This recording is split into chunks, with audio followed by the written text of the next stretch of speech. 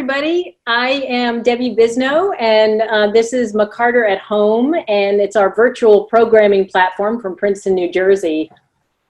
I am here in my home studio, and it is my great pleasure to bring you Social Distance in 60 Minutes, Quarantined with Michael Shannon. Mike, somebody said to me it sounds like a thriller movie or series that should be on Netflix, Quarantined with Michael Shannon, I think. Oh boy. Well, yeah, maybe my family would agree. Yeah. Well, by the way, if I do this every once in a while, it's because I'm in a rocking chair. Yeah, excellent, excellent. Yeah. So for those of you who are viewing at home, this is a new series, and it features up close and personal live talks with actors and writers, composers, musicians, journalists, and scholars. These are very informal. They are up to an hour. All of those things. All those things. All of them. Mike is all of those. That's why we kicked off the season with him. Yes. I mean, the series with him. And this also format incorporates questions submitted by our viewers and our attendees, Mike. So we're going to shoot some of those questions at you a little later. Okay.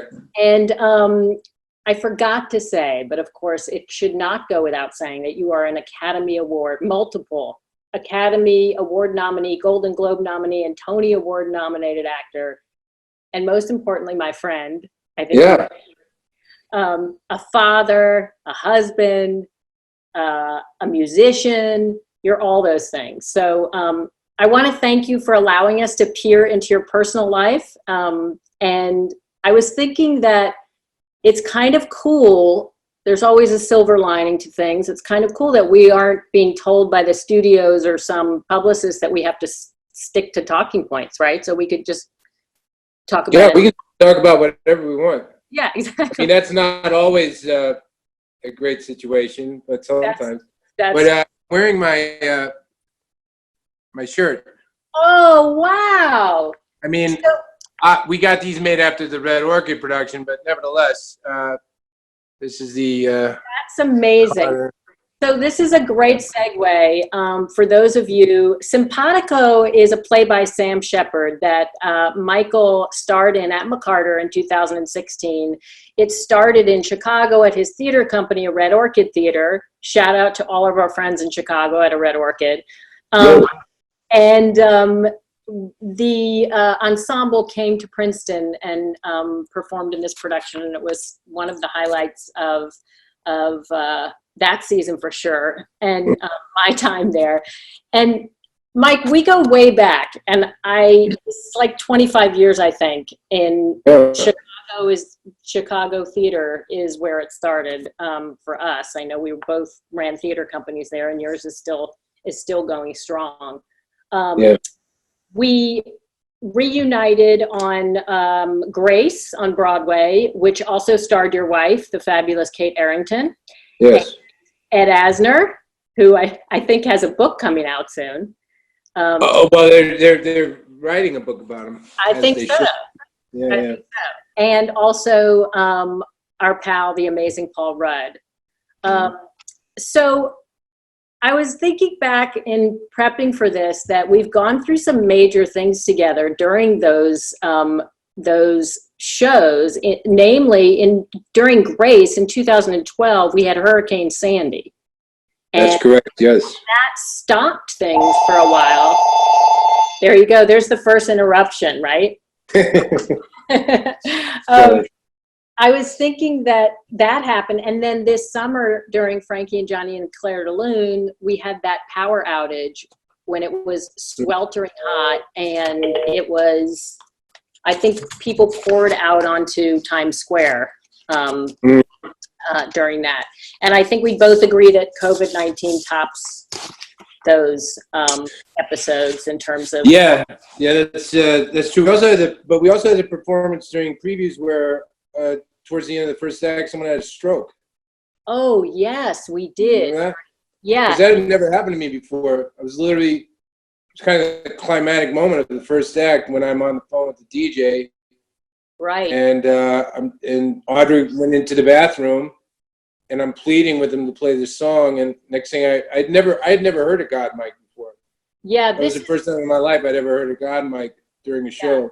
This is the stage manager said, "Get off the stage." Frankie and Johnnie, when he and Audra McDonald were just about at a climax of Act One, and somebody had a stroke, and it was actually really scary. I remember running backstage, and you guys were like deer in headlights. It was, and it stopped for a very long time. Yeah, I'd say we were back there about at least a half hour. Yeah, and then the person was taken away, and we resumed finally, and everybody gave you guys a very warm round of applause, I think. Oh yeah. Yeah, people are very understanding, you know. Yeah. But it was funny because we went back out and did like 5 minutes, and then we took an intermission. Yeah, that's true. That's true. That's true. But yeah, I would agree. COVID-19 is, just when you think you've seen it all, boy, oh boy, it just goes to show you. So, Mike, where are you? Who are you with? What's your quarantine State of the Union? I'm at home in Brooklyn. I live just south of Prospect Park in a beautiful neighborhood where all the trees are blossoming. Beautiful cherry blossoms and all different kinds of trees and gardens. It's a beautiful neighborhood, so it's something kind of melancholy about the fact that we're not supposed to go outside. But anyway, and I'm here with my wife, Kate, and my 2 daughters, Sylvie and Marion. Yeah. And we've been here, I guess, like most people. We just celebrated the 6th week was Monday, so now we're a couple of days into the 7th week, I guess, of quarantine experience. On Sunday, March 15th, I flew back from Los Angeles, where I'd been shooting a film, and we didn't get to finish. We were about 2/3 of the way done, and I have been here ever since that night. So, what were you filming? It's a film called Shriver. It's an indie film, and it was a shame because it was a very short schedule. We only had 20 days to shoot it. Yeah. So we only had like another week of shooting, but we just couldn't keep going. Yeah. We had a big group scene left to shoot with a bunch of extras, and people were just too anxious about it. So we pulled the plug. So what's a typical day at home right now? Like, your kids are on computer school, or? Yeah, well, my older daughter Sylvie is extremely self-sufficient. We have this office on the top floor, and it has a desktop, and she just goes up there in the morning, and I think they're pretty much trying to do. She's in middle school, so they're pretty much trying to do the same system where they go from period to period to period. They're taking a longer lunch break because I think they realize that it's not healthy for kids to just constantly stare at a computer screen all day long. So she gets a nice, substantial lunch break, and we do exercises. You know, we do little gym classes and try and make sure the blood's circulating. You know. Yeah. Because otherwise you just go in a catatonic state. You know. My little one is a little more difficult because she's in kindergarten. Kindergarten doesn't really lend itself to online learning. I mean, they're doing it, but it's I feel like kindergarten's really more than anything a social experience. I mean, and she misses her teacher and she misses her friends, and so that's a little more difficult. But I honestly, I most of the time am just kind of like a pinball, going from one chore to another, trying to help make sure whatever is supposed to be happening is happening with the kids or anything else, you know. I thought when this all started that I'd be able to sit here in my rocking chair and read books I'd never read, or speaking of books, something. Some people wrote in, and I wanted to ask you anyway, have you read anything good? Are you listening to anything good? Yeah, well, yeah, I got this book a couple of years ago, actually. Somebody got me this book, and it was very sweet of them because this is my favorite artist here, Thelonious Monk. Ah, yes. So somebody who knows me well, they're like, "Well, I should get this for Mike." And I've had it for like a couple of years. I never even opened it, and so I've been working on that. Yeah. But like I said, it's really hard to feel like every time I sit down and start doing something like that, there's a distraction or something happens. You know? Well, there's like a whole new level of domesticity, right? When you're home all the time. I mean, I know that David and my husband and I divided up the chores, right? So it's like, I feel like we're doing stuff constantly that we didn't necessarily do, or that you're just having to find new ways of operating at home. Right. Yeah, I mean, I'm not really a homebody by nature, but when I recently, before this all started, actually, I had started to really enjoy being at home, fortunately, and had been actually trying to spend more time at home and less time on the road. Yeah. Than making a conscious effort to do that. So, but yeah, I don't know. I find certain things kind of soothing. They say a routine's important, or having some sort of schedule.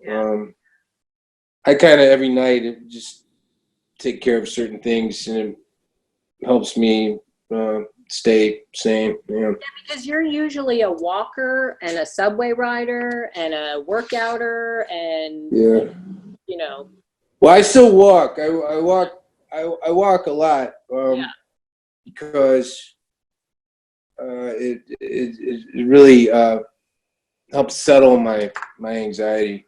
Yeah. I can go out and walk. It also helps me think. Yeah. It's easier for me to kind of think when I'm moving. Yeah. So I want to turn to music for a second, because I know you're a big music person. I mean, Monk, you're reading about him, but also I know you're a turntable man, and and a lot of people asked, and I would love to. Oh yeah, is that your? Are you showing them? Yeah. It's hard to see, I guess, because it's shining. There's a reflection. Nice. And I can see you with your little scotch and your turntable there, right? Yeah. But I wanted to tell you that somebody wrote in, let's talk about music for a second, that in addition to being an accomplished stage and film actor, this is Abigail from Chicago, you're also a fantastic singer and musician.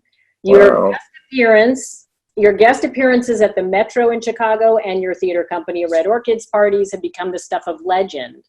Are there any songs you would still like to do, or artists you would like to cover? Oh yeah, tons. Yeah, I think about it all the time. I was listening to Blonde on Blonde yesterday and thinking, oh, I should try and do that, which is really ridiculous. Because I did Highway 61 Revisited, and that ends with Desolation Row, which was very difficult to memorize. But Sad-Eyed Lady of the Lowlands would be even more difficult, I think. But I think that all the time when I listen to records that I want to. So your band covers bands? No, this is different. My band is kind of in a state of suspended animation right now because our lead guitar player moved to LA, and I haven't really figured out how to get past that. A lot of the music events I've been doing recently have been kind of put together for the occasion of other musicians that I know. One musician in particular in Chicago, Jason Narducci, he helps me out a lot. And you'll cover a whole album? Yeah, sometimes I will. Other times there's like these Bowie shows that we do at Metro in January to raise money for medical research, and I'll just do a song or two. But sometimes we did a Cars show over the holidays. That was music from 3 different albums, their first 3 albums. But I like to also do a whole album. So there's a follow-up to this question, Mike, and I would say it's a little challenge, which is, can you sing us a verse or 2 of a song you especially love? Right now? Yeah. No. You're not doing that. No. Sorry, Abigail. So I want to go back to a different kind of performance. You just did a narration project for this puppet project, Chicago Children's Theater. And I have to say, for those of you that didn't see it on the event page, you can go to McCarter HOME. You can also check it out on Chicago Children's Theater site. But this is a project that our friend Jackie Russell there, who does amazing thing for her kids. It's a puppet rendition of Leo Liani's classic tale, Frederick the Mouse. And I have to say, I teared up, Mike, when I watched this puppet with your narration. Was that cool? Was that fun? You know, it was. That was early on. What?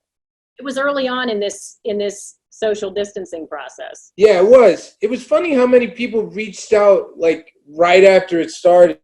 Like I was like, guys, it's just starting. You know, maybe we should wait a little while. We can't get that desperate in week 1. But anyway, I was very happy to do this because I have kids and I understand how you need to keep them inspired and stimulated and things like that. And so it just made a lot of sense to me to do. But it was kind of challenging, it wasn't anything I had done before. No, I know. Yeah. I get a little flummoxed sometimes with the technology of it. I had to do it a couple of different times to get the sound quality to be appropriate, but I thought it turned out pretty well. Thanks. There's somebody that wrote in, this is Frank from New Jersey, who said, great narration to Frederick, Mike. You've also read the works of Jack Kerouac, accompanied by composer David Amram. What was that experience like? Oh, that's Frank Messina. Oh, funny. David Amram is an incredible human being. No doubt. It's a really special thing because Frank kind of introduced me to David. I wasn't familiar with who David was until Frank introduced me to him. And is that a books on tape thing? No, these are live performances. David had a monthly residence at the Cornelia Street Cafe, which is no longer there in the Village. But I believe the first time I saw David was at Joe's Pub at a show that Frank had put together, I think. And we also did, there was recently a very special performance at St. John the Divine in the Columbia, up by Columbia there, which was interesting because that's where, Kerouac went. So, but David's an amazing musician and an amazing person. Cool. And I miss him. I hope he's well. He's quite old, so I hope he's well. There's another very apropos of the moment question that came in through our attendees. And by the way, we have people attending this Zoom webinar from all across the country as well as Europe. So got fans far and wide. What's that? Jeez Louise. Yeah. So this is from David, who's like Yardley, Pennsylvania. You have played in a number of films that deal with the effects of isolation, alienation, or a feeling of being other. I'm thinking in particular of your work with Jeff Nichols, Take Shelter, Midnight Special, and The Shape of Water. Stories that explore such things as the human capacity for good and evil to act either in self-interest or empathetically. Could you speak about insights you may have gained from delving into those roles that are serving you at this time of real life, individual, and societal stress? Wow. Yeah. That's a killer question. Right? That's pretty deep. Yeah, I mean, it's funny. You tell all these stories and you play all these parts, and you think, "Wow, I'm going to be so, you know, wise or something after I do all this," and yet it kind of like it just kind of cycles through you. It's not like I don't know if I. Sometimes I think I used to be smarter than I am now. You know, I don't know if I'm accruing any knowledge or wisdom from doing all this, which I guess means it's ultimately kind of subconscious. But you know, the one thing I think that this situation is really making apparent to me is how important culture and the arts are in terms of having a healthy society. You know, and I worry about, you know, the absence of the certain things in light of this. I wonder what the long-term ramifications of that will be. But I'd say, you know, I think, you know, all these characters and all these different stories, what they're really longing for more than anything is a sense of connection, you know, whether it's Take Shelter, Midnight Special, Shape of Water. They just want to feel like they're connected to, you know, their family, they're connected to their child, they're connected to a sense of community or unity or society. That's really all about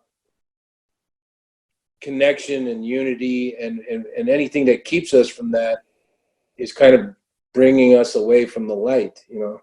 Yeah. I have this theory that, like, if you take everything that exists and you make it one thing, that's God.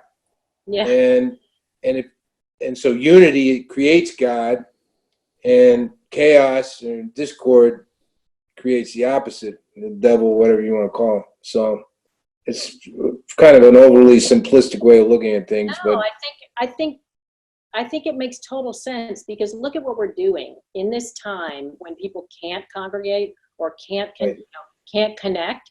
We're going back to basics, right? We're going back to finding ways to connect. We're connecting with our families because we're talking to each other. We're connecting. We're finding a way to do this, Zoom or whatever you want to call it. There's no bells and whistles. This is like made up with, like, you know, tape, and but we're trying to connect. And so I think everybody's experiencing that in a way, and it's bringing us back to basics. So I think that's it's a profound. I don't think it's simplistic. I think it's profound, and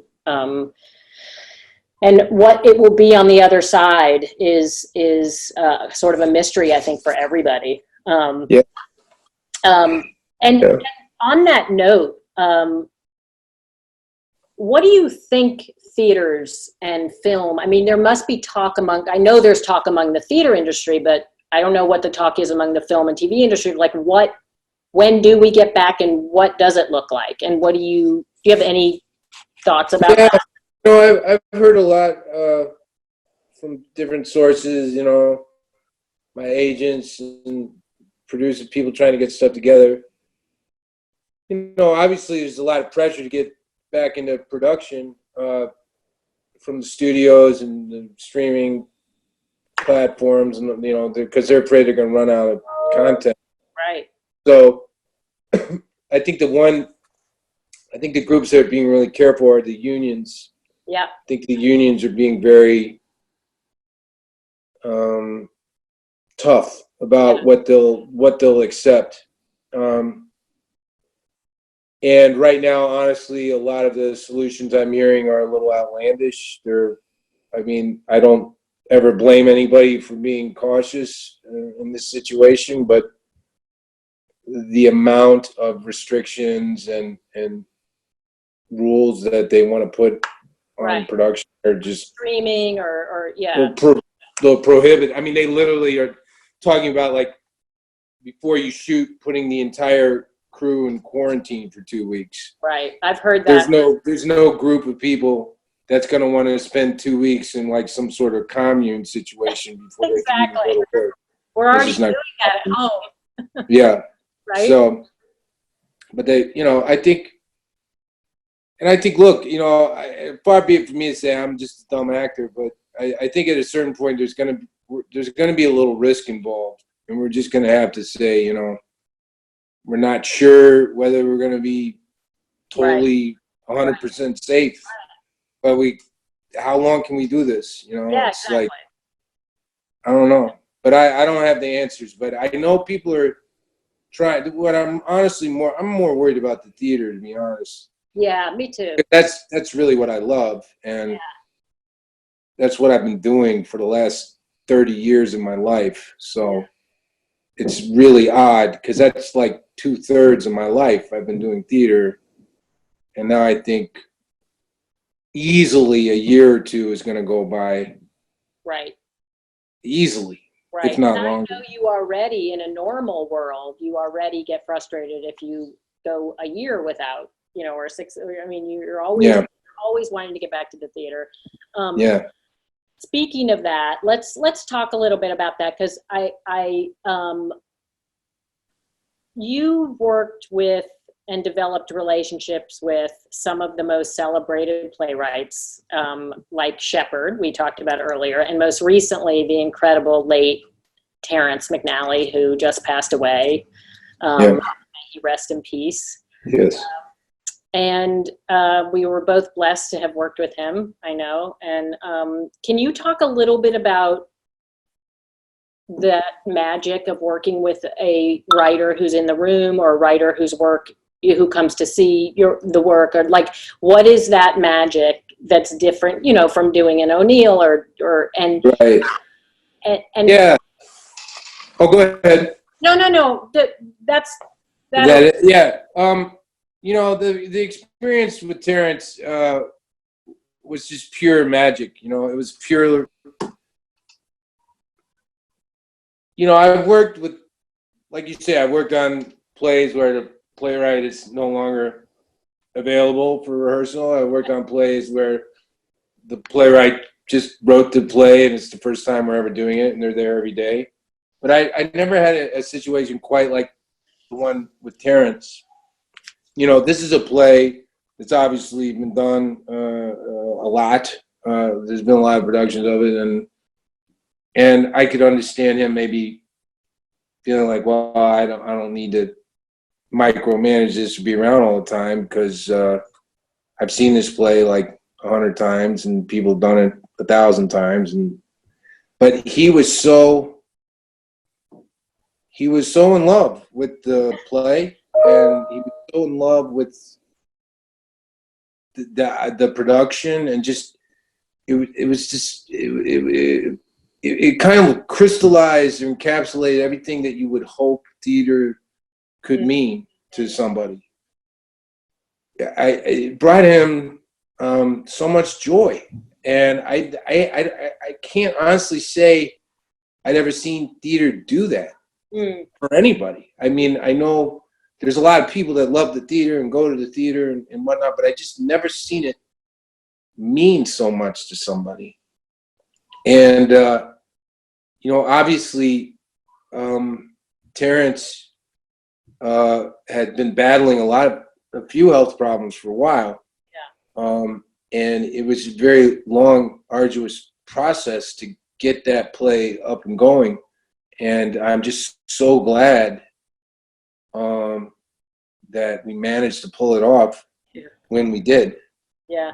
And his husband Tom is just an extraordinary man. The both of them together, and to see, like, because it was a Broadway production, and Broadway's no messing around. It's a tough business. Stakes are high, and the stakes are very high, and they never seemed. We weren't like making out like bandits by any stretch of the imagination, and they just didn't seem to freaking care. It's like, you're doing a play, you're doing it the way it's meant to be done. And well, I think you're right about Terrence. I think Terrence's joy and magic and he was like a little boy. He was always in love with the theater. Yeah. It was pure. It was pure. And yeah. And getting to see him make that speech at the Tonys. I mean, that was one of the most profound speeches I've ever heard anyone make ever under any circumstances. And if you haven't heard it or read it, you can find it online. I highly recommend. Absolutely. If you haven't heard or read it, you should definitely do one. It's really an ode to the theater. Yeah. So Mike, this may be a coming back to your love for the theater and the boyishness segue. Is there somebody wrote in and I know everybody wants to know, like, how did you get the bug? And I know it was early I don't know if it was Kentucky or Chicago, but because you're from Kentucky. Yeah. But how did that happen? Yeah, it's kind of a topsy-turvy, twisty kind of story. Because when I was a teenager, I was going back and forth between Kentucky and Chicago. When I was in middle school, I was in Kentucky. And that's when I was introduced to the speech team and learned my first monologue. And then when I started high school, I went up to live with my dad. And the first 2 years, my freshman and sophomore year, I was at a school that had a lot of theater. Not that they embraced me with open arms. I mean, I was a total stranger. I didn't know a soul there. But they gave me little bit parts here and there. Or honestly, most of the time I wound up, because I was also playing the bass at the time, so I wound up in the pit for the musicals playing the bass. And then my junior year, I went back to Kentucky, and I always think of that year as when I really started doing it. Because what I did is I started going in. I was in Lexington, and I started going downtown, outside of the school, to like some of the local theaters and getting jobs. Well, I can't say jobs. I didn't want to make any money, but I did show at the Lexington Children's Theater, Actors Guild of Lexington. Acting company for teens. They had all these programs, and that's when I really started doing it. And then my senior year, I came back up to Chicago again, and that's I started doing storefront theater in Chicago that year. You know. And were your parents like, "Yeah, go," or were they like, "What are you doing?" Well, you know.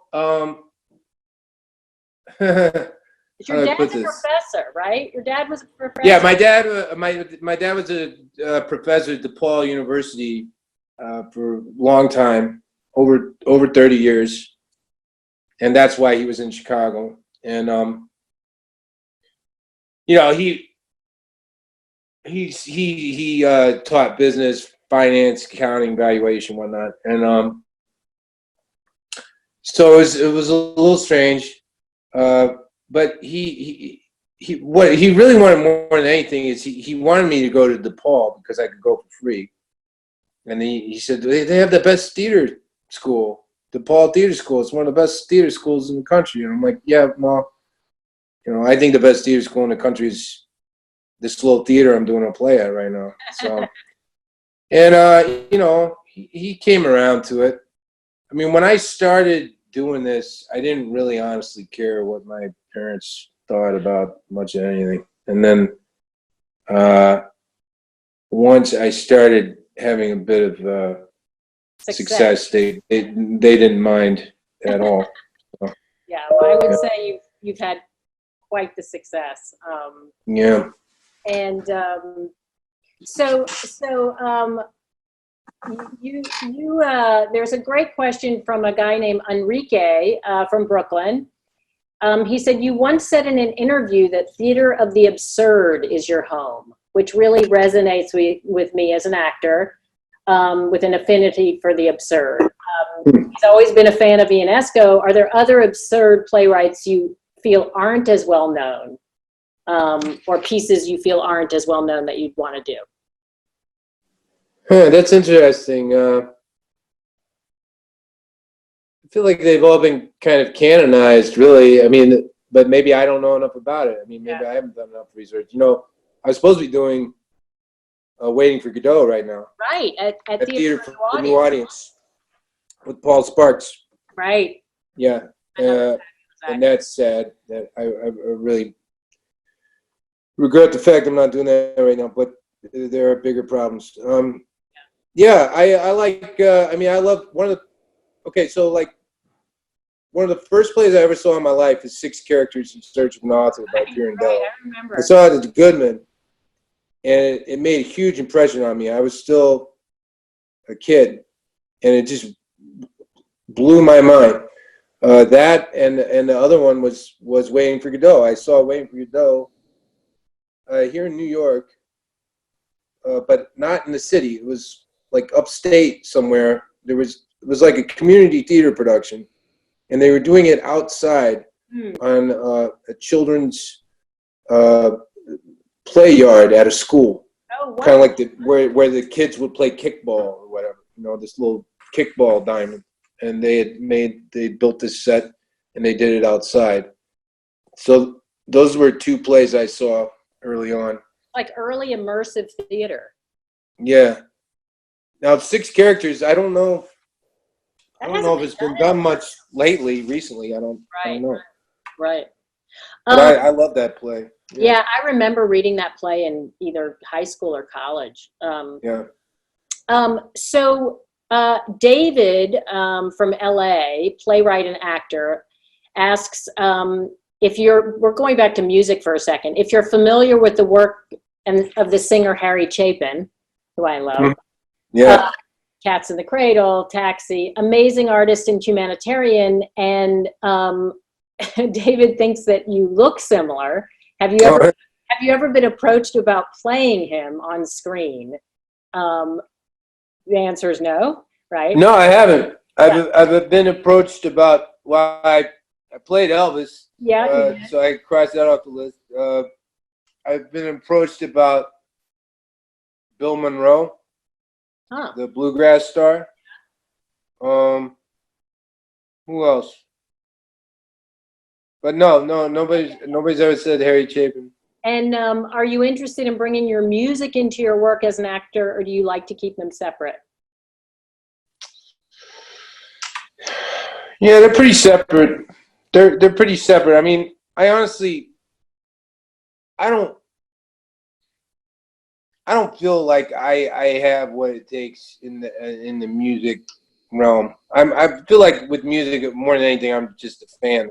And it's fun. I really love music. I feel like if I was really going to earnestly pursue music, to me it's kind of an either or. It's like they're devotions, you know, to get them right, to be able to come up with anything that a large group of people would find useful. But it doesn't mean. Then sometimes they say, "Oh, you're just being lazy. If you worked harder, maybe you could do everything." But then I look at someone like Jared Leto, and I'm like, "Well, I don't want to be like that guy." So, well, the right thing might come along. You never say never, you know. Yeah, I mean, I'd be interested in doing a musical. Maybe there was an opportunity that almost came up not too long ago, but I honestly think they were scared about me. They didn't think I'd be able to sing the show 8 times a week. So it didn't happen. Well, I imagine that another opportunity will come along. Yeah. Yeah, you know, we'll see. So, Mike, I have to say this, I have to read this nice man's note because he's from Princeton and he's a McCarter subscriber. And he said, I just want to say I loved your performance of Simpatico, saw it twice. When this is Robert in New Jersey. When I recently heard that Kentucky Derby was being canceled through the COVID-19, I thought of Mirka's character, Cecilia, who was obsessed over that race. I appreciate how when I interrupted your post-performance drinks at the Dinky, and this is a bar in Princeton, to ask you to autograph my playbill, you were and the cast was very kind, and I hope you're doing well and you're staying healthy in this crazy time. Oh, that's so sweet. Thank you. Nice. Very, very nice. Michael. I missed the dinky. I know, right? Dinky going. Yeah, the dinky's fine. I'm sure we're all, well, I know we're all excited to get back there. Yeah. Mike, Danny from Brooklyn also said one of the first movies he saw you in was John Waters' Cecil B. Demented. Mm-hmm. And it's a favorite of his. He's seen it many times. What are your memories of working with John Waters at such a young age? Oh my God. Well, I mean, I could spend a whole hour talking about that. How old were you? We shot that in 99, I think. So that'd be like 21 years ago. So I would have been 24 when I was a kid. I just did it. I had done Killer Joe off Broadway in New York, and that was one of the first film gigs I got after that. But that was an insane experience. It was definitely the most fun I've ever had. Really? Doing a movie. Well, I used to say that, although I would say now it's got some competition from Knives Out. That was a lot of fun too. Oh, Knives Out, right? But it was so fun. That's great. But it was very stressful because I was playing the getaway driver for the gang. Yeah. And at one point we had this kind of big box truck that we were traveling around in to do our crimes. Yeah. And there was this big scene where we're running away. We're trying to make a quick exit. Oh, wait, I got that totally wrong. We're pulling in to do the crime. We're pulling in to do the crime. So I've got the entire cast in the back of this truck, and the door is supposed to fly open, and the whole gang jumps out and runs into the building. And I pull in for this shot, the first take, and I don't put it in park. Oh, no. So the door opens, everybody's like, yeah, and then the car keeps moving, like, ah, they start screaming. And I was so humiliated. I was like, oh my God, you're never going to trust me again. You thought maybe you were going to get fired. Yeah, but no, they were cool about it. Everybody just laughed it off. But that was kind of crazy because there were a lot of like young, like Maggie Gyllenhaal's in that movie, Oh, and wow. Adrienne Grenier's in that movie, and I wonder if you can watch that on one of the streaming networks, Cecil B. Demented. I would imagine so. I would imagine you can see John's movies somehow. I'm sure that's right. But we rehearsed at his house. He has such a fun house. He has like fake food all over the place. Really? So it'd be like a plate of sushi on the counter, and you're like, oh, that looks delicious, and then you go touch it, and it's fake. It's like It's people with weird. fake apples on their dining room table. Yeah, but this is more like obviously real food. designed like to like a practical joke. Yeah. Yeah. So this is from Patrick. He lives in Brooklyn. He grew up in Park Forest, Illinois, home to Illinois Theater Center. Ah. Underneath the library, which he says rest in peace, which he believes was the site of one of your first professional credits. And he was wondering if there are any experiences from your early theater days that still influence you today from there. And P.S., you're my favorite actor, by the way, and not just because of the Park Forest connection. Funny. Oh man, that was a big deal.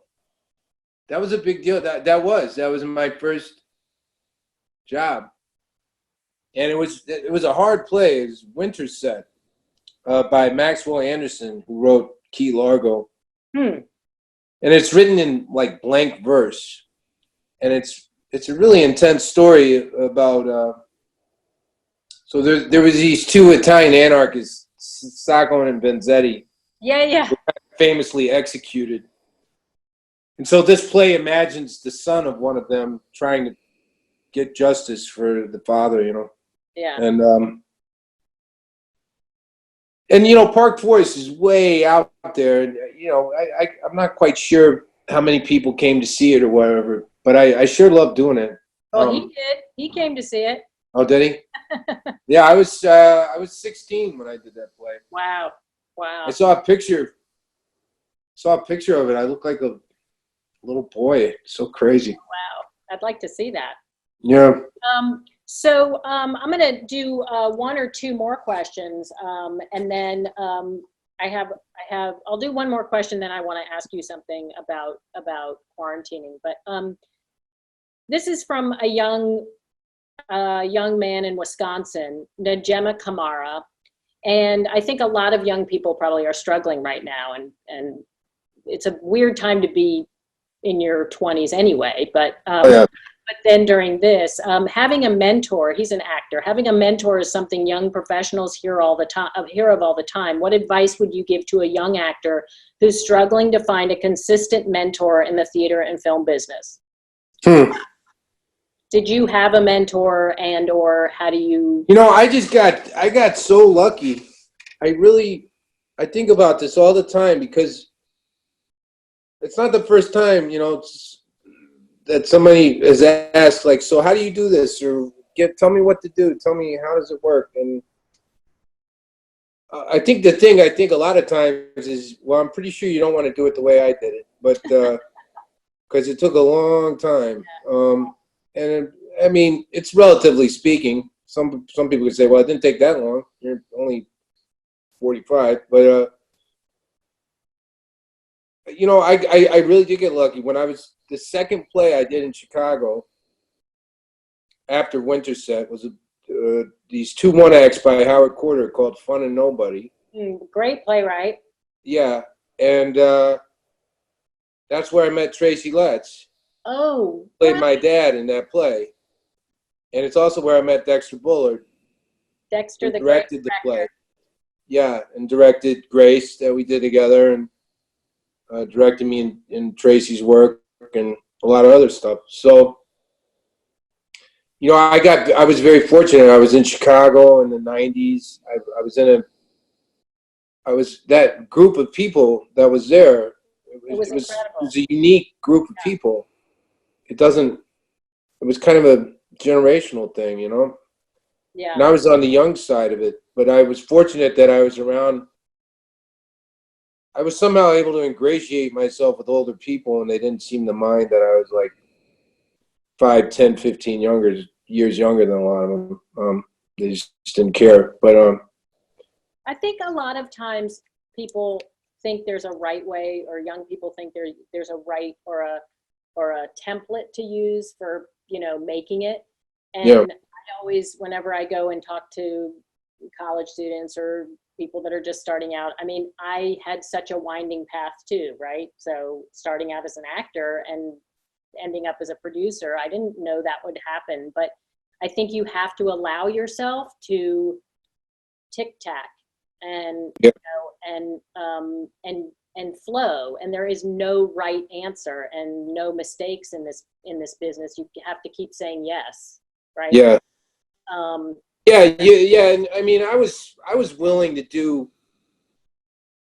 you know, weird stuff. I was willing to, you know, sometimes I'd be doing a play and there'd be two people that showed up to see it. Right, I know. And you know, the cast would be like, "Come on, are we really going to do this for two people?"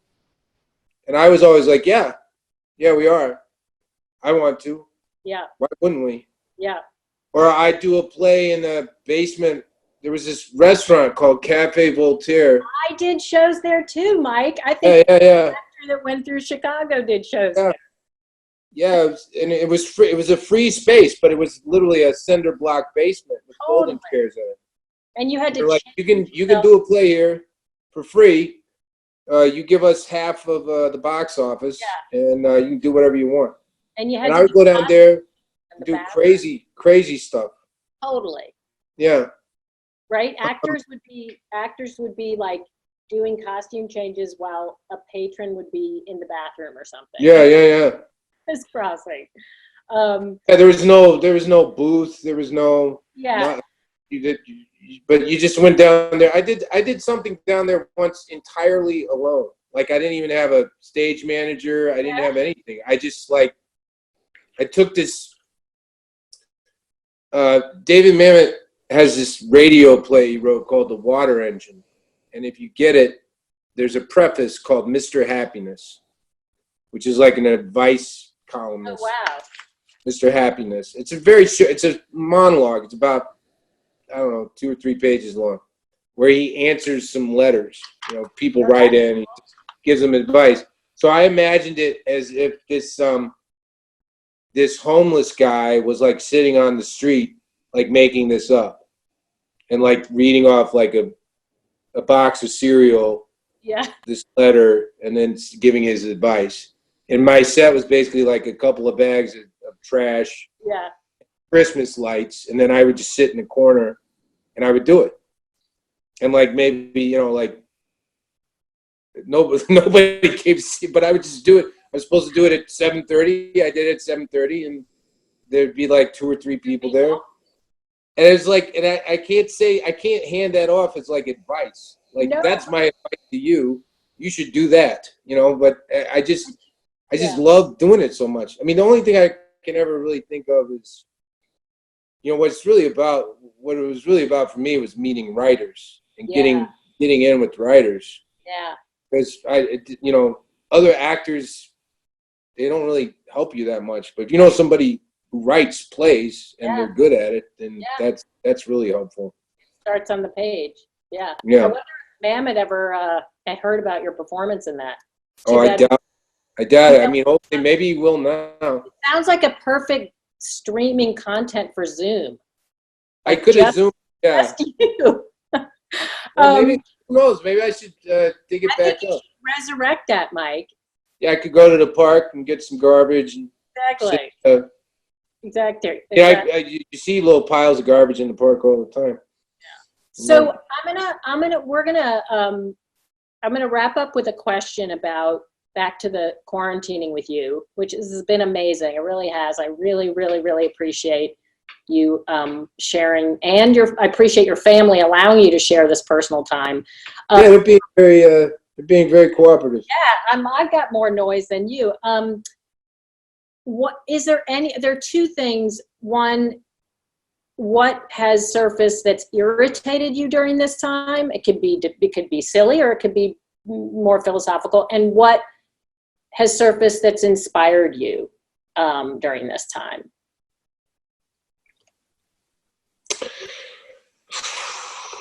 Well, I guess the thing is, I chiefly find irritating is that I feel like us as a society, as a culture of people, are being very, for the most part, particularly in New York and New Jersey, we're being very obedient right now.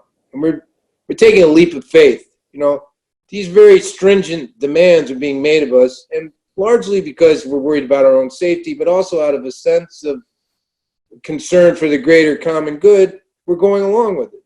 We're saying, okay, you want us to do this? Okay, we'll do it.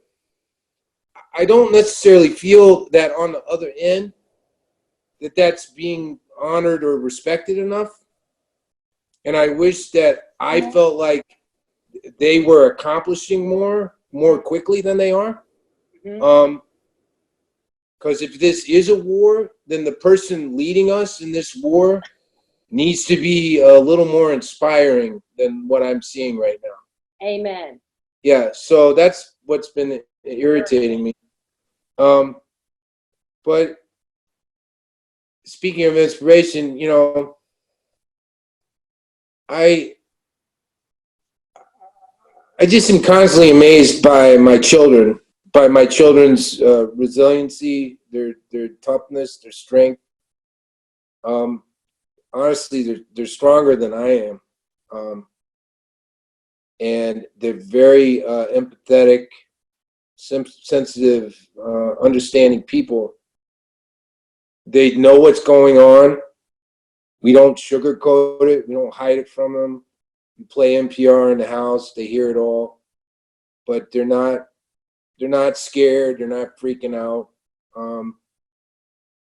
and they're making the best out of it. Well, and that's and I'm like, well, geez, if these little kids can handle this, then I guess I can handle it. Right. Well, that is amazing and well said, and also a testament to your and Kate's parenting, obviously, that you're not sugarcoating. And Yeah. but I think kids are resilient, and we can take lessons from them. Yeah. So Mike, I can't thank you enough. This was amazing. I just amazing. I have to say a couple things, a little bit of business before we let you go.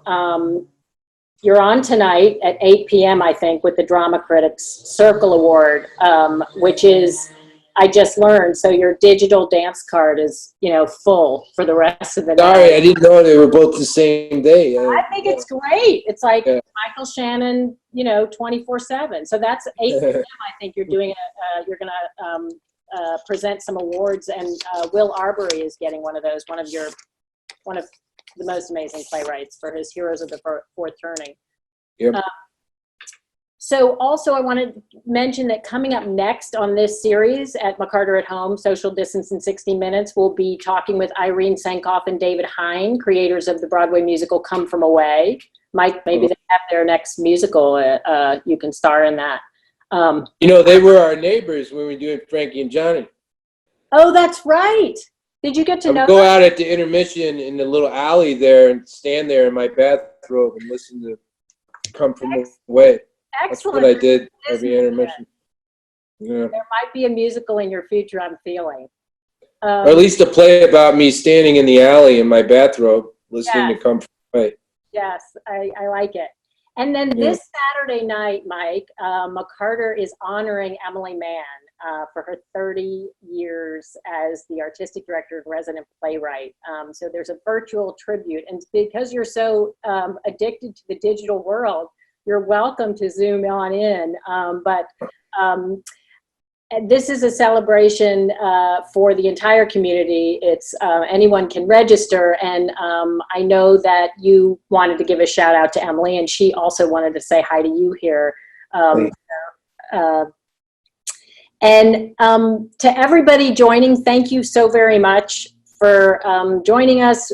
Every Monday, McCarter sends an email on upcoming education classes, play readings, live conversations like this, behind the scenes, archival footage.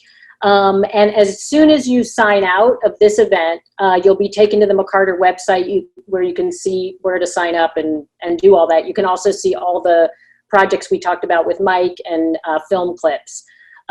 Mike, is there anything else you want to say to the audience, your fans? You want to wave to some cousins in Kentucky or, anybody else? I don't know. It's very moving. It's very moving to hear from all these people.